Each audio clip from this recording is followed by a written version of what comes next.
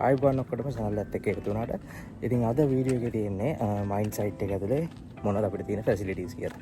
මොකද ගොඩක් වීඩියෝ වල මගේම යාළුවෝ අහනවා කන්නේ කොහොමද, ජිම් එකක් තියනවද, එතකොට ඇඳුම් හොදන්නේ කොහොමද, ඔය වගේ පොඩි ප්‍රශ්න. ඉතින් මම හිතුවා මයින් සයිට් එක ඇතුලේ ඇවිදලා පොඩි වීඩියෝ ක්ලිප් ටිකක් ගන්න.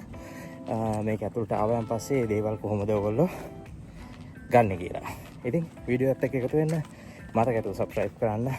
තව කෙනෙක්ට බලන්න ෂෙයා කරන්න, ලයික් කරන්න, කමෙන්ට් සෙක්ෂන් එකක් තියෙනවා. තවත් මේක ඇතුළේ මොන හරි ප්‍රශ්න තියෙනවා නම් අහලා දාන්න. එහෙනම් ඉස්සරහට වීඩියෝ එක බලන්න. ඉතින් මේ වගේ තමයි ලොන්ඩ්‍රි රූම් තියෙන්නේ. මේකට ගෙනහිල්ලා අපේ රෙදි ටික හොදා ගන්න පුළුවන්. ඒකේ ඩ්‍රයර්ස් තියෙනවා, වොෂින් මැෂින් තියෙනවා, සබන් හැමදේම තියෙනවා.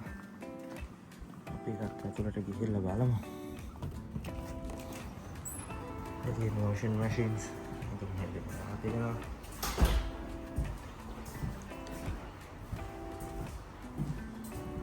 microwave එකක් තියෙනවා. මේ තියෙන dining room එක. ඉතින් මේක ඇතුළට ඇවිල්ලා day shift එකට night shift එකට යද්දි තමයි මේ section එකෙන් තමයි අපි කැම්ප් බෙදාගන්නේ. එක එක જાතියේ කෑම තියෙනවා. chicken, පළතුරු, yogurt හැමදේම තියෙනවා. සෑන්ඩ්විච් එකක් හදාගන්න ඕන නම් ඒකට අවශ්‍ය බඩු. ඉතින් මෙතනින් තමයි අපි ඉතින් මේ කැම ටික බෙදාගෙන කන්නේ.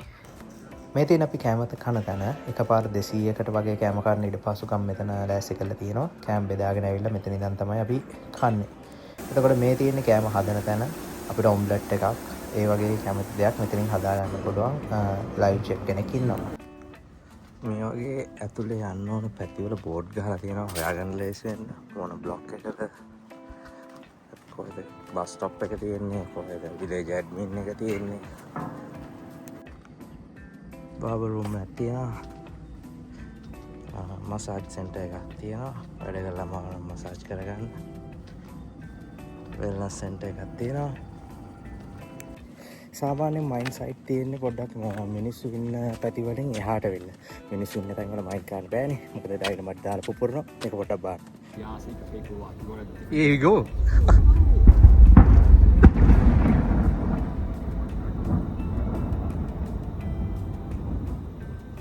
අන්නේ හේතුවෙන්ද. ඒ හින්දා තමයි මේ ඇතුලේ ආවම මේක විලේජ් එකක් වගේ තියෙන්නේ. අවශ්‍ය හැම සැප පහසුකම්ම මේක ඇතුලේ හදලා තියෙනවා. ડોක්ටර් කෙනෙක්, එතකොට ප්‍රයිවට් හෙලිකොප්ටර් එකක්, ඒ වගේ දේවලුත් තියෙනවා මයින් සයිට් එකක් ඇතුලේ. ඉතින් ඉස්සරහටත් බලන්න ඉතුරු ටික. ඉතින් වොලිබෝල් ගහන්න නෙට් එකට වොලිබෝල් ගහන්න පුළුවන්. වොලිබෝල් නෙට් එකකුත් තියෙනවා. මේ තියෙන ලොකර් රූම් එක.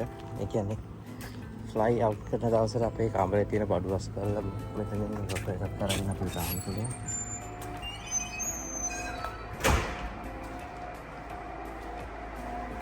ඔකස් තියෙනවා බාන්නේ. මේ තියෙන ජිම් එකක්. ඒ කියන්නේ මේකේ ජිම් දෙකක් තියෙනවා. ලොකු ජිම් එකකුයි පොඩි එකකුයි. මේක කාඩියෝ වලට තියෙන ජිම් එක. අපි අතට ගිහලා බලමු. මේ තියෙන මයින් සයිට් එකේ ට්‍රෙඩ්මිල් ටික, බයිසිකල් ටික, ගොඩක් ඉක්විප්මන්ට් තියෙනවා. එහෙනම් මේක ඇත්තටම කාඩියෝ ජිම් එක. මීට අමතරව තව ජිම් එකක් තියෙනවා මේකේ. ඒක මේට වඩා ගොඩක් ලොකුයි. ඒ කියන්නේ ජිම් දෙකක් තියෙනවා මයින් සයිට් එකට. මේ තියෙන පොඩි ජිම් එක. හැමදේම තියෙනවා. ඉතින් මෙතන ඇවිල්ලා නැතිලා ඉන්න එකට කරන්න ඕනේ. මේ තියෙන ස්විමින් pool එක.